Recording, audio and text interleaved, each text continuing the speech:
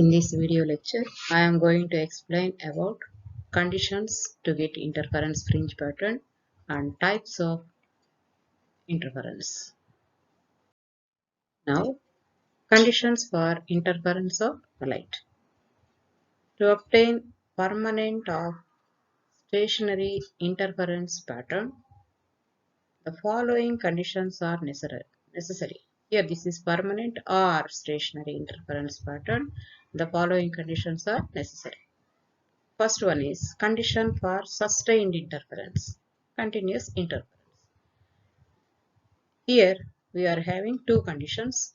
One is two sources should be coherent. That means the two sources should vibrate in same phase or there should be a constant phase difference between them.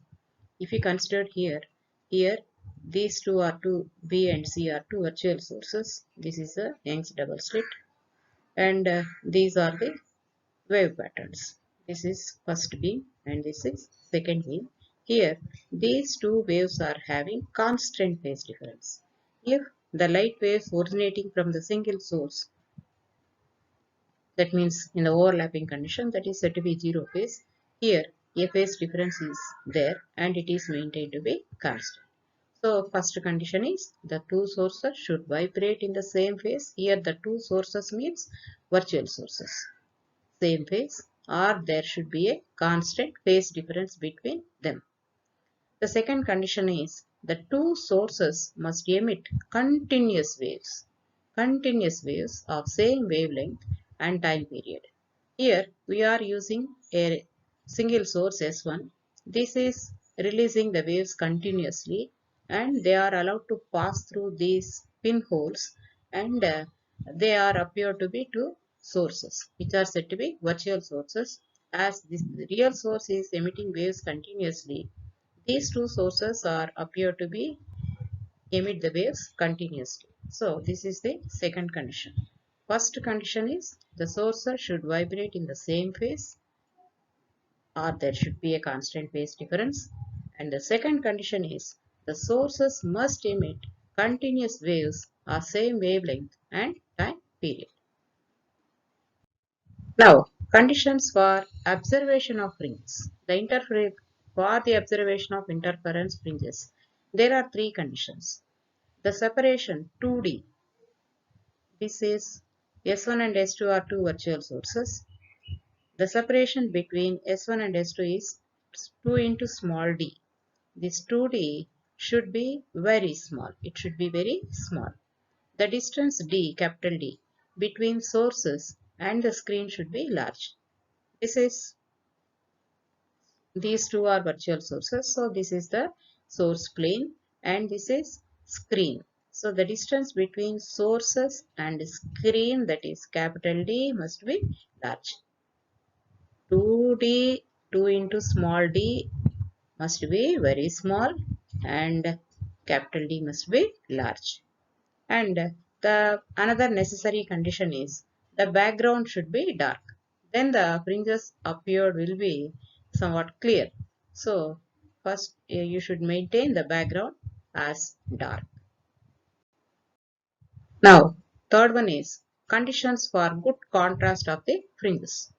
So good contrast. In order to get good contrast of fringes, the amplitudes here, these two are two pinholes and wave trains are emitting here and the amplitude of these two wave trains or these two waves must be nearly equal or equal. Mostly that should be equal.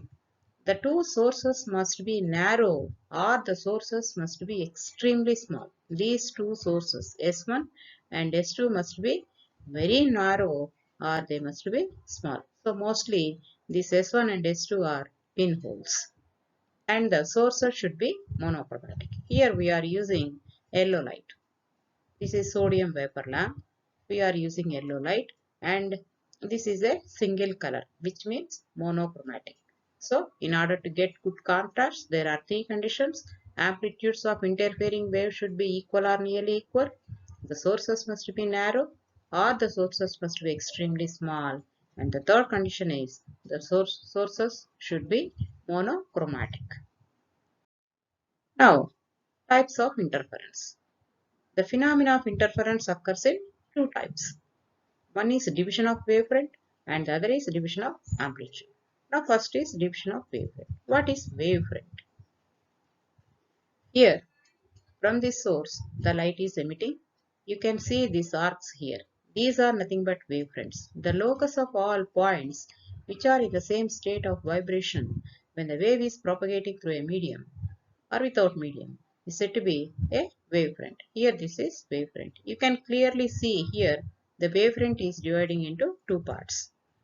So, the incident wavefront is divided into two parts by utilizing the phenomena of reflection, refraction or diffraction. Here, these two are diverging from these pinholes. These two parts of the same wavefront travel unequal distances and reunite at small angle to produce interference bands. So here one source is dividing into two parts and these two are overlapping. Hence you are getting interference pattern like this. In this type, point sources or linear sources are used. Mostly in this, point sources are used. In this type, a small part of wavefront is used. Here you can see this total is the wavefront, but very a small portion is passing through these two pinholes. That means a small portion of wavefront is utilizing here. So this division of basing on division of wavefront, Young's double slit, Fresnel biprism, and Lloyd's mirror works. So this is the Young's double slit experiment. Here one, that means a real source is there. Here the wavefront is dividing in at these two pinholes. So B and C are said to be virtual sources here. These are overlapping and you are getting interference fringe pattern. In case of Fresnel's biprism, this is Fresnel's biprism. Here the incident light, here S is the real source. It is dividing into two parts at this vertex. So S1 and S2 are virtual sources. So after refracting through the biprism, they are overlapping. And at this overlapping region, we are getting interference fringe pattern like this. And this is Lloyd's single mirror. Mn is the Lloyd mirror here. Here S1 is the real source and it is gets reflecting here and a virtual source S2 is found. Here S1 is real source, S2 is virtual source.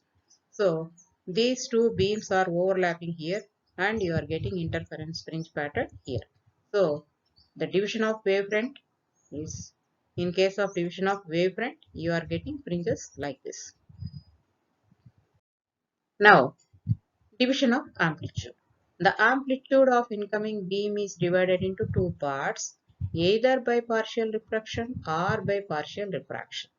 These divided parts reunited after traveling along different paths and produce interference. So here also the incident beam, that means amplitude of incident beam is divided into two parts and again they are reunited and they are producing interference fringe pattern. Here any source can be used. Maybe point, it may be linear, it may be extended, whatever it may be, any source can be used. In general, broad light source may be employed to produce bright bands. Broad source. Here you can here this is the broad source light from the sodium lamp. In this method, most of the wavefront is used and hence diffraction effects are highly reduced. So Newton's rings and Michelson interferometer utilizes this phenomena, division of amplitude. Here is the Newton's rings arrangement. In this, on the plain glass plate, a plane of convex lens is placed.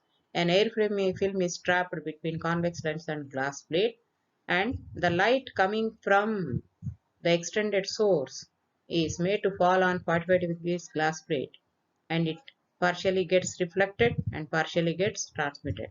This reflected wave again it reflects at bottom and top surface of the air film or it refracts at bottom and top surface of air film. That means two phenomena you can see here and you will get interference fringe pattern in reflected light and in transmitted light also. Here this Newton's rings is in refracted lights. In case of reflected light, the central fringe will be dark. Here the central fringe is bright. That means this is the interference fringe pattern. That means Newton's rings observed in transmitted light. So here also at the air film, the amplitude of light is dividing into two parts, and they are reuniting, and we can see the fringe pattern through this microscope. Here, in case of Michelson interferometer, the light from the source is allowed to pass through this lens. At this glass plate, it is divided into two parts. One is the refracting beam and travels towards M2, that means mirror M2, and the other is reflected beam that travels towards the mirror M1. So these two beams travel different paths and reunite at this glass plate again. An interference fringe pattern like this will be formed that can be seen through micrometer eyepiece. So, in case of Newton's rings experiment and Michelson interferometer experiment, the amplitude of the incoming beam is dividing into two parts, thereby interference fringes are produced. So, by division of wavefront and by division of amplitude, the interference can be produced.